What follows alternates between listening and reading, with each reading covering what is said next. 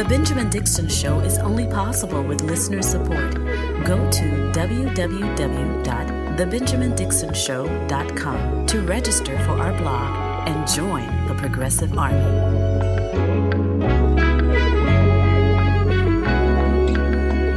We're curing 1,000 people's blindness. It's gonna be crazy. Most of us see the world like this. But here's the thing, 200 million people see the world like this. But I just made it one less. Oh. Wow. She's just one of 1,000 blind people we helped from around the world. They can't see, but we have all the technology to fix it. Yep, half of all the blindness in the world is people who need a 10-minute surgery. Crazy. Yeah. That's the sound of MrBeast. And if I'm going to be perfectly honest with you, I only knew about this individual almost tangentially through overhearing my kids talk about him from Fortnite. He has a skin on Fortnite as well. Super popular guy amongst my children. I had no idea who he was until this video came out 2 days ago, already at 62 million views on YouTube. An amazing video where he paid for, because of his success, he was able to pay for 1,000 people to have the surgery necessary for them to be able to see again. And as you can hear in that clip, most of the blindness in the world, or half of the blindness in the world, is something that's curable. And as the doctor said in the clip, it only takes a 10-minute surgery. So MrBeast took it upon himself to put together this piece of content, which benefited over 1,000 people, and they all are able to see now. This video has caused quite the controversy on social media for a couple of reasons that I think are pertinent to this show, and I want to talk about it, obviously. I want to play a clip first from our friend Hassan Piker, formerly of TYT, who has Twitch streaming fame extraordinaire, and he outlined why he was upset about it. Now, when I play this clip, I want you to understand his response went viral, and that caused such a stir on Twitter in particular that MrBeast had to respond. I'll read 2 of the responses from MrBeast, and you'll understand exactly why we're talking about it on today's episode. First, here's Hassan.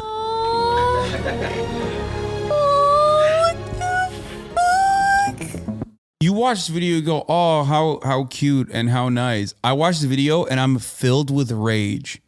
What's wrong with you? That we shut off access to a 10-minute procedure because we paywalled it and decided that some people just simply can't get it. It is so insanely frustrating that it's up to one YouTube guy to decide to make content out of it that people who are too poor can't just fucking see. That's insane. Anyway, sorry. It's just a deeply, deeply frustrating concept. You pay for my surgery? Yes. So that response again went viral, and here is the reaction from MrBeast. Again, I didn't know who MrBeast was except for the fact that my kids have referenced them. And when I mentioned MrBeast in the house yesterday, they lit up, and they came and they were inspecting what I was saying, because they know the work I do. Normally, when I say someone's name, that means I have to come for them. My kids were like, hold on, MrBeast is a good guy. He does great things. And I'm like, yeah. I looked at the video. I didn't have the same reaction as Hassan. I understand the underlying principle of exactly what Hassan is saying. But when I saw the video, I'm like, wow, this is actually a great thing. I can imagine how much it cost for him to do this. And of course, there's the questions over people doing these things kind of performatively, but you can't say anything to those 1,000 people that he just helped, performative or not, content, clicks, whatever, 62 million views in 2 days. I'm sure I know YouTube well. That should cover all of his expenses in short order. By the time, give it a week, he will be making a profit off of this endeavor. But that's kind of besides the point of anyone's criticism. I haven't heard anyone criticize him from that perspective. And quite frankly, I think if you can make a profit off of doing good, that is a much better model than what we have in society right now. Right? If people can be rewarded for doing actual tangible material good, then that's exactly how they should be rewarded versus everything else. So I'm not knocking Mr. Beast. I just want to make sure that people have the full context of this conversation. Now, Mr. Beast had this reply on Twitter. He said, Twitter says rich people should help others with their money. Mr. Beast says, okay, I'll use my money to help people, and I promise to give away all the money before I die, every single penny. And then Twitter, in response, says, Mr. Beast is bad. Well, okay, I mean, I'll give him this. Everyone has a right to be hyperbolic. No one really said that you were a bad guy, Mr. Beast. But I definitely understand how people could take Hassan's response as a negative one in light of something that is a definitive good. Like, he did something that was unquestionably good, regardless of the motivations behind it, the inspiration. You know, I do get tired of seeing people give money away to homeless people with a camera in one hand and $1 in the other hand. But again, it's much better than people who are making money off of selling ivermectin, people who are making money off of compounding our trauma and our pain here, the exploitative nature of capitalism. Generally speaking, this is definitely not the worst version of capitalism at all. I want to read one more response from him. He said this is Mr. Beast. He said, I don't understand why curable blindness is a thing. Why don't governments step in and help?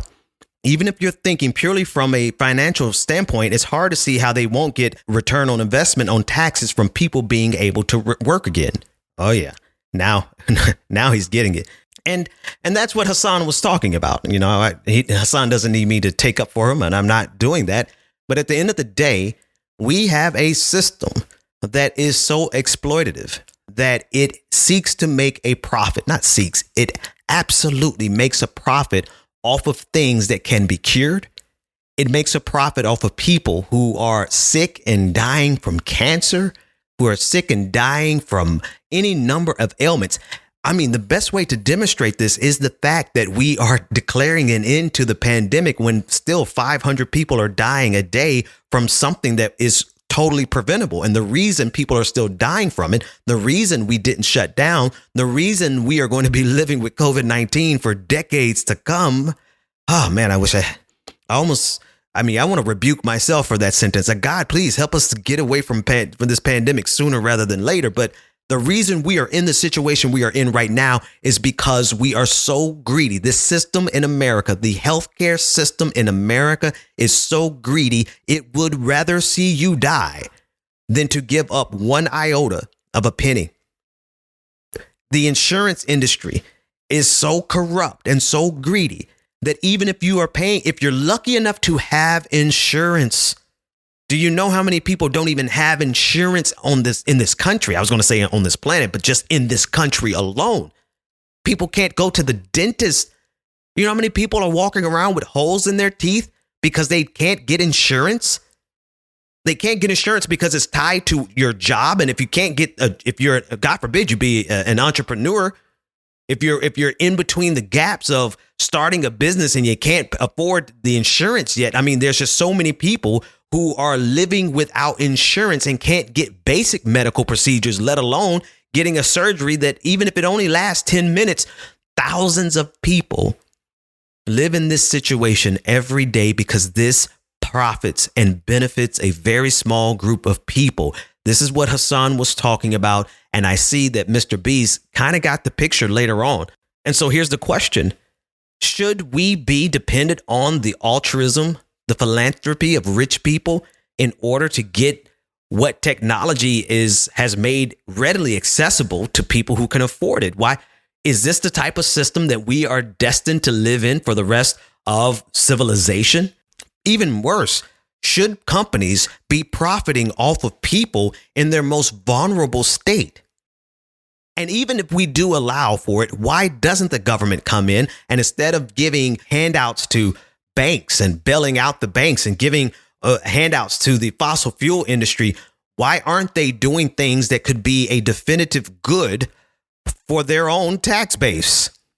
That's because the way the system is currently structured is not to benefit the masses, but to benefit the few at the expense of the masses.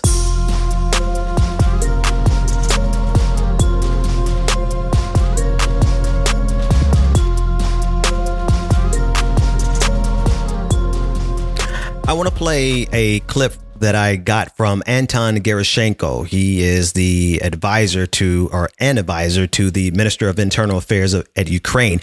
It is a video that is attempting to recruit American veterans, military veterans, to come and fight in Ukraine on behalf of Russia. Now, the video is from the Wagner-group, that is the primary contractor, the primary source for troops on the ground fighting in Ukraine, fighting for Vladimir Putin.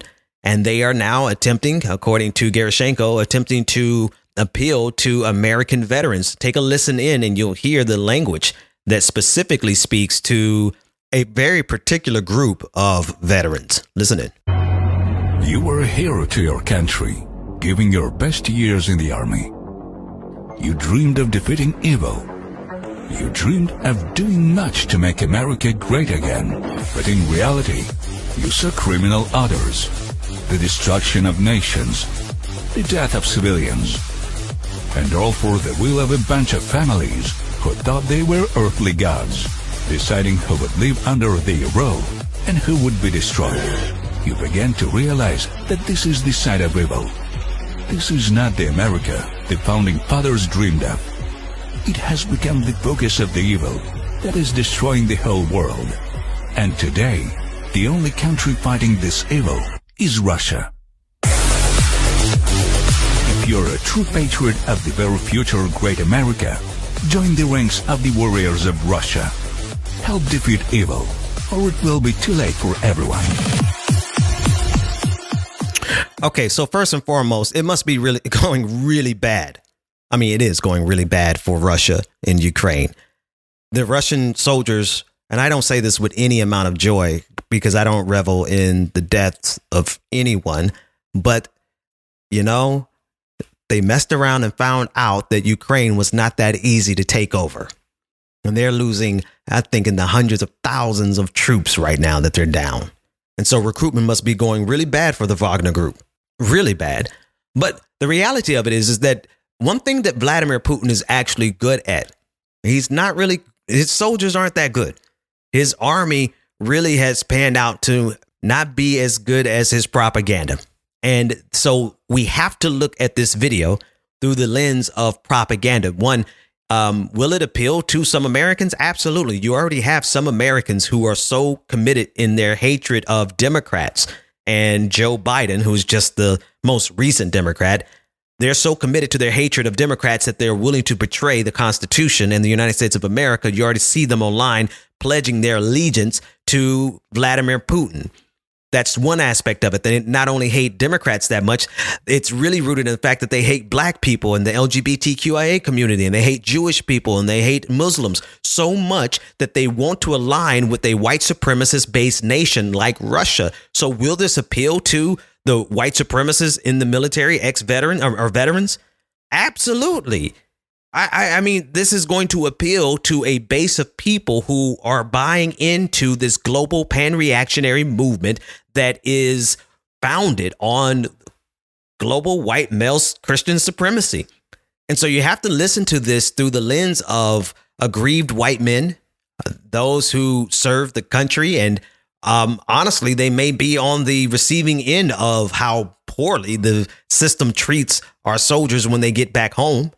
But you also have to listen to it through the lens of a person, Vladimir Putin, who is 100% committed to destabilizing the United States of America from within. That's his route to power. He weaponizes separatist movements inside of a nation. This is what he did in Ukraine. And he uses that to then create a gaslighting campaign of liberating the people when he created the problem in the first place with and through his propaganda, with the help of propagandists inside of Ukraine. And we already see the list of American propagandists who are lining up to do the bidding of Vladimir Putin and to carry his water for him in the United States. So he has very fertile ground in the United States to be able to pull this off. I want you to listen to this clip from Igor Novikov, who was a former advisor to President Zelensky. And listen to him as he explains the strategy that is being employed in this video. Basically, it's a recruitment video for the Wagner mercenary group. But this particular one is extremely disturbing because it's basically trying to appeal to the American veterans using a very familiar lingo about making America great again and, there being a global conspiracy, trying to conquer the world, the elites, deep states, and so on and so forth. And the only kind of power fighting that evil conspiracy is Russia. They're trying to recruit Americans. Now, that's dangerous because if, God forbid, some of the QAnon followers with military experience or somebody else who was like taking part in Jan 6 or something, some not very bright people, if they, God forbid, join the Wagner group and start fighting in Ukraine and get killed, that will give Russia and QAnon a very disturbing narrative about the West and the Ukrainians killing Americans. This conspiracy actually physically killing Americans. Now, the second very disturbing thing about it is how much we're underestimating the likes of Tucker Carlson and Mike Flynn and, Rudy Giuliani's of this world. Why? Because, they might look, as simple lunatics and, completely benign. But let me remind you one thing Russia's good at. Their tanks might not be that great. Their military might be clueless completely. But one thing they do really well is informational warfare. Now, if that kind of narrative falls into their hands, it will allow them to destabilize America quite badly. Now, the group has already been declared as a transnational criminal organization by the American federal government and has had sanctions placed against it by the Treasury Department. So anyone who actually decides to go over there and fight, whether they make it back home alive or not, will have been in violation of working with nations and organizations that have been sanctioned. But that has not stopped any of these people before. This is one of the reasons that Charles McDonegal has been arrested. He still decided to do business and receive hundreds of thousands of dollars from individuals, oligarchs who are already sanctioned. But you and I both know you are going to have some conservative zealot who sees a video like this and goes to Ukraine to fight on behalf of Vladimir Putin, and someone's going to get killed. And so one thing Vladimir Putin is really good at, their army isn't really worth much right now, but the propaganda is top tier. And that's what we have to look out for, because you have plenty of propagandists in the United States who make their YouTube click money off of supporting Vladimir Putin. They make their livelihoods off of spreading propaganda from Russia. We know this. And so if this bait is given to them, they are going to run with it to destabilize this nation even more. All right, we'll be back after this break. Go to www.patreon.com/The BPD Show and get twice the content and unfiltered interviews without any of the commercial interruptions. Welcome back to The Benjamin Dixon Show. Visit us online at thebenjamindixonshow.com.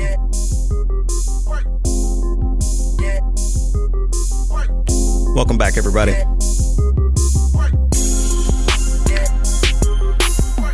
Speaking of the effectiveness of propaganda, I want to bring in the greatest propagandists in this country, Fox News and the Republican Party, as they have found their way to masterfully circumvent the conversation about the police, as well as the biases that are present in the police. I don't care what color you are.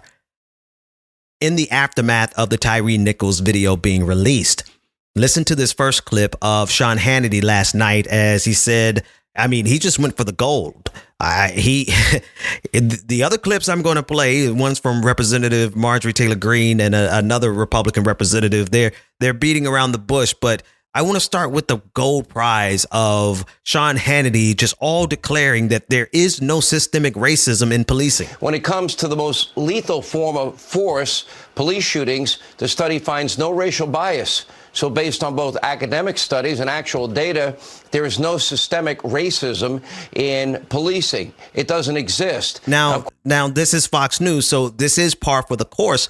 However, it just should be noted that despite all of the evidence to the contrary, the Republican Party and the conservatives in this country, they are committed to looking us in the face and telling us to ignore our lying eyes, right? They will tell us to look at the George Floyd video and say he didn't die from Derek Chauvin putting his knee on his neck. He died from a drug overdose. They are 100% committed to standing up for white supremacy. And this is, as a sidebar, this is why they will never get the majority of black votes, when in reality, there are enough conservative black people in this country that the Republican Party, quite frankly, could divide the Democratic Party vote if they just were not rabidly racist. But they are so committed to their racism that people like Marjorie Taylor Greene today on the House Oversight Committee, this is what she said. I do agree with you about Tyre Nichols' death. I watched the video and it was tragic and extremely difficult to watch. I would also like to point out that that city is Democrat controlled and the 5 officers that have been arrested and charged are black. And I think that this isn't an issue of racism or anything like that. But I'd like to also point something that I'd hope you share with me. There's a woman in this room whose daughter was murdered on January 6th, Ashley Babbitt. And Ashley Babbitt there's never been a trial. As a matter of fact, no one has cared about the person that shot and killed her. And no one in this Congress has really addressed that issue. January 6th committee didn't address it. And I believe that there are many people that came into the Capitol on January 6th whose civil rights and liberties are being violated heavily. And this committee will, I hope, Mr. Chairman, look into those civil rights abuses because they're happening in a jail right here in this city. So let me get this right. You're not really, you don't think that there's any racism that's connected to the murder of Tyre Nichols, despite the fact that those police officers were in an environment where they felt so cavalier. In fact, they did what they did in front of other people, including white folks. This was so acceptable to treat a black person like this in Memphis that other bystanders, including EMTs, stood by and watched it happen. But there's no racism involved because the key perpetrators were black. And oh, by the way, let's not forget about Ashley Babbitt and the people who are in jail for the insurrection. Right. This is masterful propaganda. I have to give it to Marjorie. She actually used some functioning digits in her brain. She actually had to sit down and think this through in order to be able to pivot from Tyre Nichols to Ashley Babbitt, who should not have resisted. She should have followed instructions. Most of all, she should not have been trying to overthrow the United States government. The penalty for treason in this country does include death. But I digress. Here's one more Republican representative who took his spin to Morning Joe. New York Republican Representative Anthony D'Esposito. Listen to how he says that what happened in Memphis was because of lower standards in policing. What's happening right now is, unfortunately, many departments are lowering their standards, and it's because of the attack from the far left on law enforcement and the job that people do each and every day. We've seen it. I'll use my department of the NYPD as an example. I mean, this year alone, we've seen the record amount of exits. I think there's nothing more telling when you hear from members of law enforcement who have for generations been part of protecting and serving, and they are telling their children, their grandchildren, their nieces and nephews that they shouldn't join the police department because of the attack that we've seen from the far left. So I think that we need to embrace, we need to call for training, and we need to make sure that departments aren't lowering their standards across this nation because it's, as we see, it's affecting the day-to-day protection of communities. There you go. He found a way to be 2-for-1 racist. He's racist against the officers who committed the crime because obviously the standards were too low. No, champ, they were the elite. They were Memphis's elite. They were part of the Scorpion unit. I mean, with a cool ass name like Scorpion, they had to be the best of the best. But he had to lower the standards. He had to use an argument of a lowered standard so that he can get across a 2-for-1 racism. One, make sure that no one looks at the underlying problem of systemic racism in our policing, because the police agencies across this country are occupying black communities. Black communities, especially impoverished black communities, are occupied territories. You can see a distinct difference between driving through a black community that is under siege and going across the bridge to a community that has no police presence whatsoever. The safest communities in this country are not the ones with the most police. Ask yourself why. They're the ones with the most resources. But this is their way of protecting the police state from ever having any accountability whatsoever. Republicans are and I want to make a correction. It's not just Republicans. Democrats are 100% on board with protecting the police state too. These are Democratic-run cities. These are Democratic-run cities that empower the police state with an overwhelming percentage of the city's budget every single year.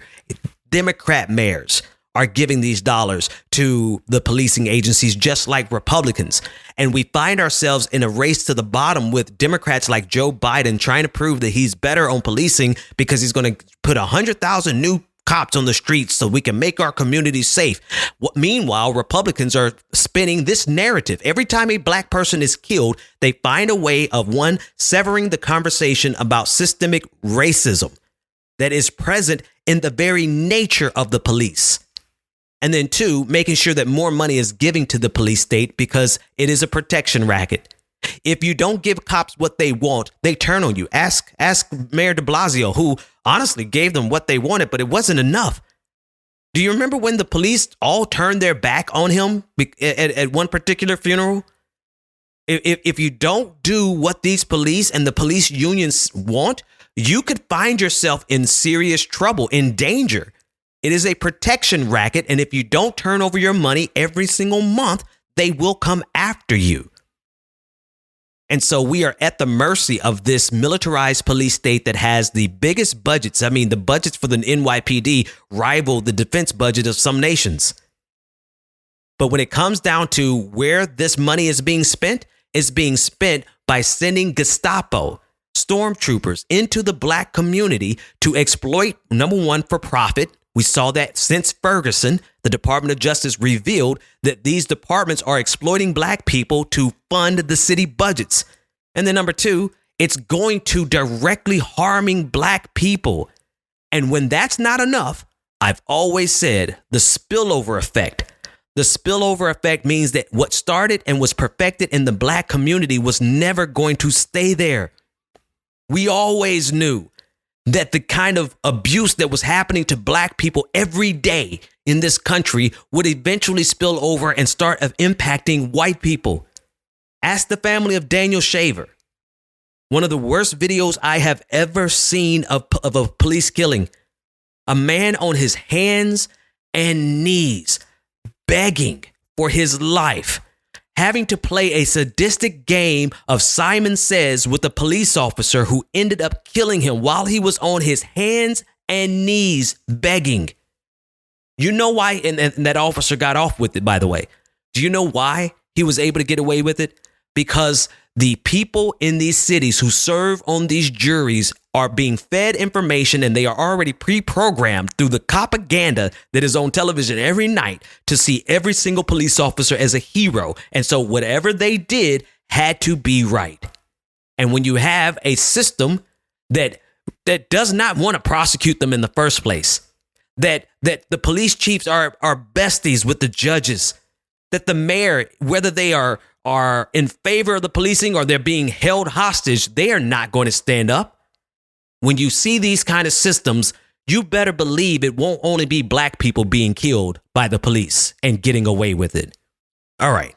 I've got a lot of more stories to go. Donald Trump has attacked Ron DeSantis, and Ron DeSantis has finally fired back. I hope they rip each other to shreds, but I have all those clips for the patrons. The next half hour is patrons only. Patreon.com/the BPD show to get access to it. None of the commercial interruptions. Make sure you go over there. Everyone else, have a great day, and I'll see you tomorrow.